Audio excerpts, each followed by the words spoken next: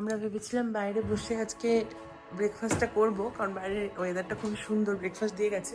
কিন্তু এই দেখো, সাবধানে দেখবে আবার হামলা করতে ঢুকে না যায় ভেতরে। বাইরে এত সুন্দর করে সাজানো, কিন্তু এই যে একজন বসে আছে রিহোকে পেয়ারা দিতে যাচ্ছে।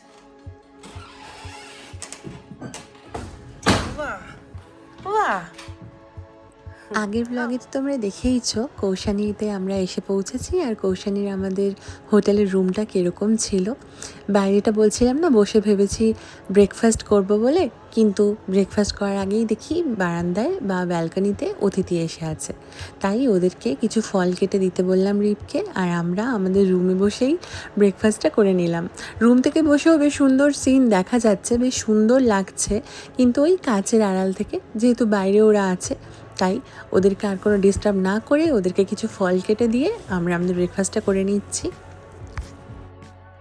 মোটামুটি উত্তরাখণ্ডের এই সিরিজের মধ্যে আমরা যে কটা জায়গাতেই গেছি, ইভেন রাস্তাঘাটেও চলতে ফিরতে প্রচুর পাখি, প্রচুর বাঁদর, হনুমান, লাঙ্গুর, এইগুলোর দেখা কিন্তু আমরা প্রচুর পরিমাণে পেয়েছি।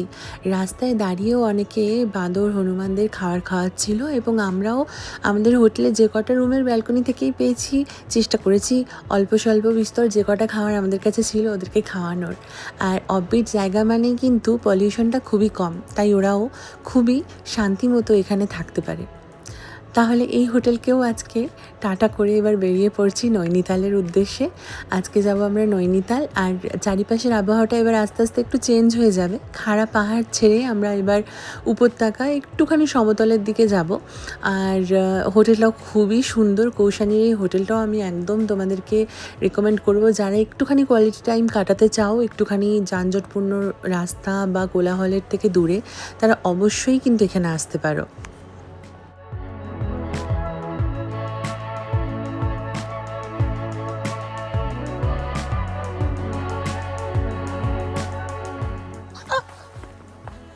করতাম ফোনটার দিকে দেখেছি, আর আমাকে সোয়েটার ধরে तो जहाँ पेज यहाँ पे सुनते हैं।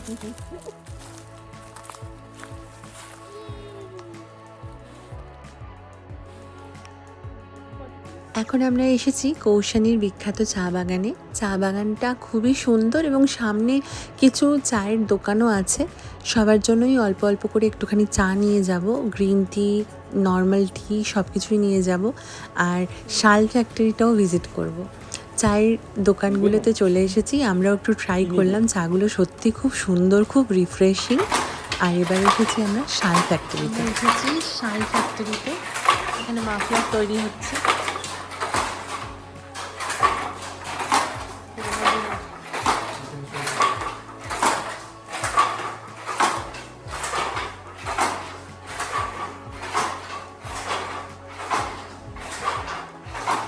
এখানে শাল তৈরি হচ্ছে, সুন্দর শাল হচ্ছে, কালার। कार्टून सुनो ना। हाँ स्टोल स्टोल हो रहा है। अच्छा, ये स्टोल हो रहा है और ये शाल हो रहा है।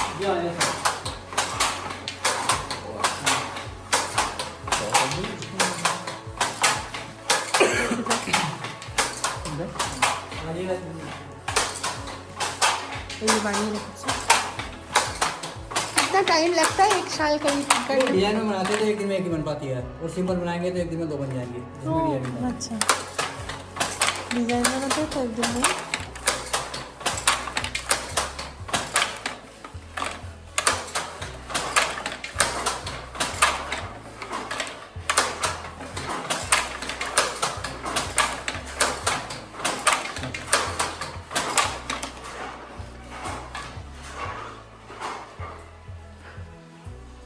শালের উল,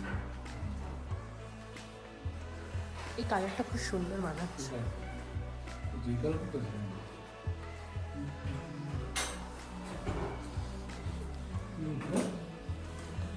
হ্যাঁ, পিঙ্কিশ।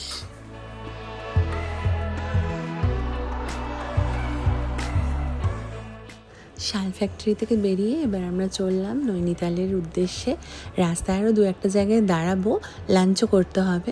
আর আজকে না মনটা একটু ভালো লাগছে, মোটামুটি টুকটাক জিনিসপত্র কিনতে পেরেছি। এই কদিন যেরকম অব্বির জায়গাগুলোতে কোনো দোকানপাট তো দূরের কথা, কোনো রকম লোকবসতিও ছিল না, যার ফলে কিছু কেনা হয়নি সেরকম। আর এই শাল ফ্যাক্টরিতে না কিছু লোকাল আচার এবং ক্যান্ডি এগুলোও পেয়েছি, যেগুলো আমি কিনেছি, আমার খুব ভালো লাগলো ওগুলো টেস্ট করে, তাই সেগুলোও নিয়েছি। আর মোটামুটি সবার জন্যই টুকটাক জিনিস নিতে পেরেছি। আর এই জিনিসটাই বেশি ভালো লাগছে, কারণ প্রতিবারই যখন ঘুরতে আসি সকলের জন্য চেষ্টা করি অল্প বিস্তর কিছু না কিছু নেওয়ার। এবার সেই জিনিসটা হচ্ছিল না, যাই হোক এখন মনটা একটু ভালো লাগছে।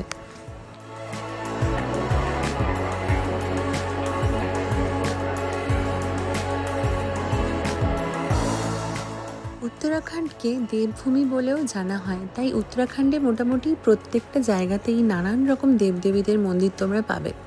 আমরা যেমন এখন যাচ্ছি রানীক্ষেতে মা কালীর এক বিখ্যাত মন্দিরে আমরা দর্শন করব, এবং সেখানে কিন্তু কোনো ফোনের অ্যালাউ নেই, তাই আমরা ফোনটা ইউজ করব না। কালীমায়ের মন্দিরে ফটো তোলা একদমই বারণ ছিল, তাই ফটো তোলা হয়নি। এতটা নিচে নামলাম তো তাই একটু হাঁপাচ্ছি। এই রানীক্ষেতে মন্দিরের সামনেই আমরা একটা রেস্টুরেন্টে এসেছি, এখানে একটুখানি লাঞ্চ টাঞ্চ হালকা ফুলকা করবো। আর খুব সুন্দর জায়গাটা দেখাচ্ছি তো।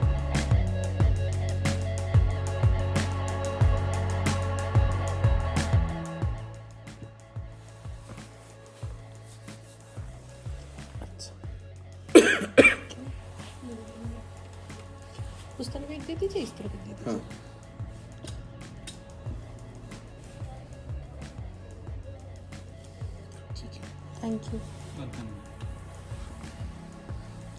আমরা নিয়েছি জিরা রাইস, সালেড পাঁপড়, এটা চিকেন ঝোল। চলো এবার শুরু করা যাক। বেশ ভালো লাগছে।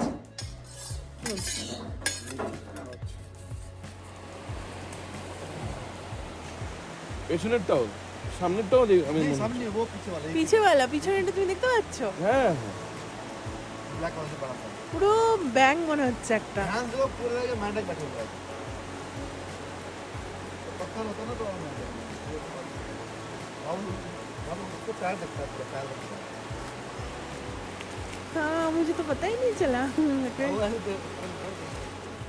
প্রকৃতির আরও একটি অদ্ভুত সৃষ্টি তোমাদের সাথে শেয়ার করে নিই। নৈনিতাল ঢোকার কিছুক্ষণ আগে ড্রাইভার দাদা বললেন যে এখানে একটা ভিউ পয়েন্ট আছে। ভিউ পয়েন্টটা কি আমরা বুঝতে পারিনি, হঠাৎই দেখলাম একটা পাথরের মধ্যে একটা ব্যাঙের ছাপ। এটা কিন্তু প্রাকৃতিকভাবেই হয়েছে, আর পুরোপুরি একদম ব্যাঙের ছাপটা মনে হচ্ছে তাদের পায়ের, ব্যাঙের পায়ের যে স্ট্রাকচার সব কিছু একই রকম, অদ্ভুত সুন্দর লাগছিল। ক্যাচি ধামের মন্দিরের ভেতরে ঢুকলাম না, কারণ আমরা ননভেজ খেয়েছিলাম, আর ক্যাচি ধাম তো কতটা ফেমাস তোমরা জানোই। যাই হোক, বাইরে থেকেই দর্শন করে আমরা এখন এগিয়ে যাচ্ছি নৈনিতালের দিকে। নৈনিতালের নানান রকম পয়েন্ট পেরিয়ে যাচ্ছি, লাভার্স পয়েন্ট, সুইসাইড পয়েন্ট, এগুলো সব পেরিয়ে যাচ্ছি। আর পুরো একদম আকাশের রঙটা দেখো কত সুন্দর, এত সুন্দর লাগছে দেখতে। আর একটা টেনশন হচ্ছে, সেটা হচ্ছে 6:30 পেরিয়ে গেলে মল রোডে গাড়ি ঢুকতে একটুখানি প্রবলেম হয়, আর আমাদের হোটেলটা যেহেতু একটু ভেতর দিকে, তাই আমি একটু ট্রাই করছি একটু তাড়াতাড়ি পৌঁছে যাওয়ার নৈনিতালে।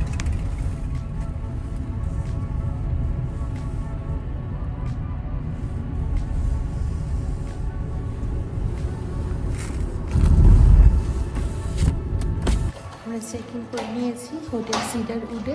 এবার আমরা একটুখানি যাচ্ছি মল রোড। রোডটা কোন দিক থেকে? ওই বললো মল রোড যাওয়ার শর্ট রুট হচ্ছে। ওই তো ইয়েকে রেখেছি, ওই দেখছেন নাও তুমি নাও। তাহলে ঝিল, মল রোড, এখানে ম্যাগি বিক্রি হচ্ছে, এখানে ক্যান্ডেল বিক্রি হচ্ছে। কেন বলো মোমোজ। হ্যালো, নৈনিতালের মল রোডে হেঁটে হেঁটে যাচ্ছি, প্রচুর দোকানপাট এখানে, অনেক কিছু আমরা ট্রাই করলাম, চাট খেলাম, কফি খেলাম, আইসক্রিম ট্রাই করলাম এই ঠান্ডার মধ্যে, খুব ভালো লাগলো। আর আমি না ব্রাশের অনেকগুলো জিনিসপত্র নিয়েছি, এখানে ফ্যান্সি ফ্যান্সি নানান রকম জিনিসপত্র ছিল, একটু কস্টলি কিন্তু জিনিসগুলো খুবই সুন্দর। রাস্তায় যেতে যেতে দেখলাম একজন পিতলের নানান রকম জিনিসের উপরে নানান কিছু লেখা খোদাই করে দিচ্ছেন, সেটা থেকেই রিভ একটা জিনিস লিখে দিল ওনাকে, আমরা রিভের নামের ফার্স্ট অক্ষরগুলো এবং আমাদের বিয়ের তারিখ। এইটাও বলল যে আমাদের ডোরের যে মেন ডোরের লক তার চাবি হিসেবে ও রাখবে। বেশ ভালো লাগলো, একটা স্মৃতি হলো নৈনিতালের মল রোড থেকে, আর জিনিসটাও একদম ইউনিক তৈরি হলো কিন্তু।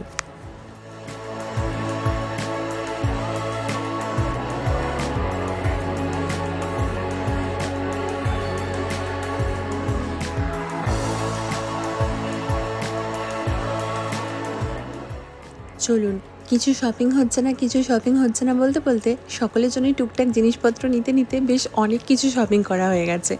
এবার মনে হচ্ছে শপিংয়ের জন্য একটা কোনো ব্যাগ কিনতে হবে। এবার যাই হোটেলের দিকে, না হলে আমি আরও কিছু কিনে ফেলবো। আমরা মোটামুটি টুকটাক কেনাকাটি করেছি, আমি কেনাকাটি করতে পারছিলাম না এতদিন ধরে। যেটাতেই হোক চলো, একটা ব্যাপার আছে যেটা আমরা জানলাম, সেটা হচ্ছে যখন ব্রিটিশদের অধীনে ছিল তখন এই রোডটা বানানো হয়েছিল, তখন ওপরের রাস্তা দিয়ে ব্রিটিশরা যেত আর নিচের রাস্তা দিয়ে ইন্ডিয়ানরা যেত। এখন পুরোটাই তো ইন্ডিয়ান, তো এখন তো পুরোটাই আমাদের। এটা অনেক পুরনো শহর। চলো তাহলে এবারে হোটেলের দিকে যাই, ড্রাইভার দাদাও চলে এসেছে আমাদের মল রোড থেকে নিতে। আর ব্লগটা আজকে এখানেই শেষ করছি, দেখা হবে আবার নেক্সট ব্লগে। আগামীকাল আমাদের নৈনিতালের থেকে লালকুয়া যাওয়ার কথা, লালকুয়া থেকেই আমাদের ট্রেন, আমরা যাব আগামীকাল বাড়ির উদ্দেশ্যে। সবাই ভালো থেকো, সুস্থ থেকো, দেখা হবে নেক্সট ব্লগে।